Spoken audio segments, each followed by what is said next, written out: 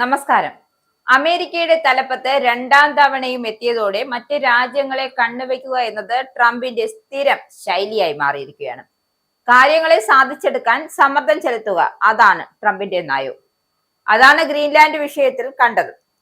എന്നാൽ ഗ്രീൻലാൻഡ് ട്രംപിന് സ്വപ്നം മാത്രമായി അവശേഷിക്കുകയാണ്.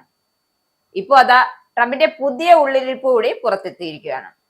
ഇറാനിലെ സൈനിക നടപടികൾക്ക് പിന്നാലെ ക്യൂബയിലെ കമ്മ്യൂണിസ്റ്റ് സർക്കാരിനെ അട്ടിമറിക്കുമെന്ന പരസ്യ പ്രഖ്യാപനവുമായാണ് അമേരിക്കൻ പ്രസിഡന്റ് ഡൊണാൾഡ് ട്രംപ് രംഗത്തെത്തിയിരിക്കുന്നത്.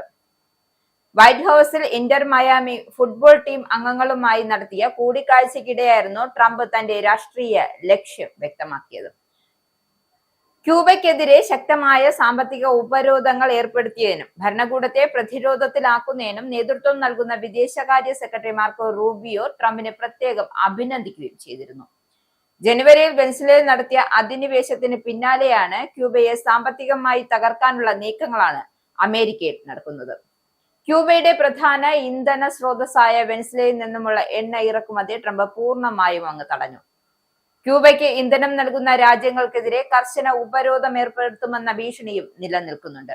ഇത്തരത്തിൽ സാമ്പത്തികമായി ശ്വാസം മുട്ടിച്ച് ക്യൂബയിലെ നിലവിലെ ഭരണ സംവിധാനത്തെ താഴെ ഇറക്കാനാണ് അമേരിക്കന്റെ നീക്കം.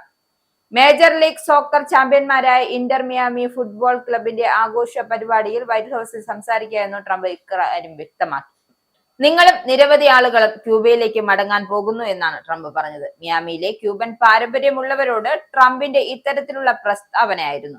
ക്യൂബ യുഎസുമായി ചർച്ചകൾക്ക് ആഗ്രഹിക്കുന്നുണ്ട് എന്നാണ് ട്രംപ് വ്യക്തമാക്കിയത്.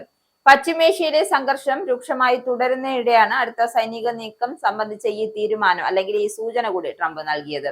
യുഎസും ഇസ്രായേൽ സൈന്യവും ശത്രുവിനെ പൂർണ്ണമായി നശിപ്പിക്കുന്നത് തുടരുകയാണ് എന്നും ട്രംപ് ഇറാനിലെ യുദ്ധം സംബന്ധിച്ച് പരാമർശം നൽകിയത്. അതായത് ഇറാനിൽ സംബന്ധിച്ചിടത്തോളം ഇറാനിൽ ഇല്ലാത്ത പ്രശ്നങ്ങളെല്ലാം ഒപ്പിച്ചു കൊടുത്ത് ഇപ്പോ ഒരു യുദ്ധത്തിൽ തന്നെ എത്തിച്ചത് മുഖ്യ കാരണക്കാരൻ എന്ന് പറയുന്നത് ട്രംപ് മാത്രമാണ്.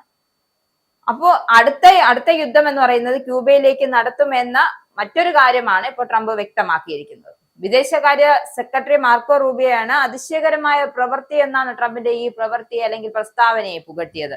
എന്തായാലും ഇറാന്റെ സൈനിക ശേഷി വളരെയധികം തകർന്നുവെന്നും അവർ അവകാശപ്പെടുന്നുണ്ട്. എന്തായാലും അവർക്ക് വ്യോമസേന ഇല്ല എന്നും വ്യോമ പ്രതിരോധമില്ല എന്നും ഇറാന്റെ നാവികസേന നശിപ്പിക്കപ്പെട്ടു എന്നും ഒക്കെയാണ് ട്രംപിന്റെ വീമ്പ് പറയൽ. US 3 ദിവസത്തിനുള്ളിൽ 24 യുദ്ധക്കപ്പലുകൾ തുടച്ചു നീക്കിയെന്നും ട്രംപ് അവകാശപ്പെടുന്നുണ്ട്. യുദ്ധം അവസാനിപ്പിക്കാൻ ഇറാനിയൻ നേതാക്കൾ ഇപ്പോൾ ചർച്ചകൾ നടത്താൻ ശ്രമിക്കുന്നുണ്ട് എന്നാണ് ട്രംപിന്റെ അവകാശവാദം. അവർ വിളിക്കുകയാണ്, നമ്മൾ എങ്ങനെ ഒരു കരാറിലെത്തിക്കുമെന്നാണ് ചോദിക്കുന്നത്. എന്തായാലും നിങ്ങൾ അല്പം വൈകിയിരിക്കുന്നു എന്നാണ് ട്രംപിന്റെ പക്ഷം. ഇപ്പോൾ നമ്മൾ അവരെക്കാൾ കൂടുതൽ പോരാടാൻ ആഗ്രഹിക്കുന്നു. അതായത് യുദ്ധം ഒന്നും നിർത്താനുള്ള ചാൻസ് ഇല്ല എന്ന രീതിയിലാണ് ട്രംപിന്റെ ശൈലി അല്ലെങ്കിൽ ട്രംപിന്റെ നിലപാട്. പക്ഷെ ഇതിനൊന്നുമല്ല ഇറാൻ മുന്നോട്ട് വയ്ക്കുന്ന ചില കാര്യങ്ങളുണ്ട്. അതായത് ഈ യുദ്ധം അവസാനിക്കാൻ ട്രംപിന്റെ നിലപാടുകളും ട്രംപിനെയും നിഷ്കരണം ചവിട്ടി പുറത്താക്കിയാൽ മാത്രം ഈ ഗൾഫ് രാജ്യങ്ങളിലുള്ള യുദ്ധം നിർത്താമെന്ന കൃത്യമായ നിലപാടിലാണ് ഇറാൻ എത്തിയിരിക്കുന്നത്.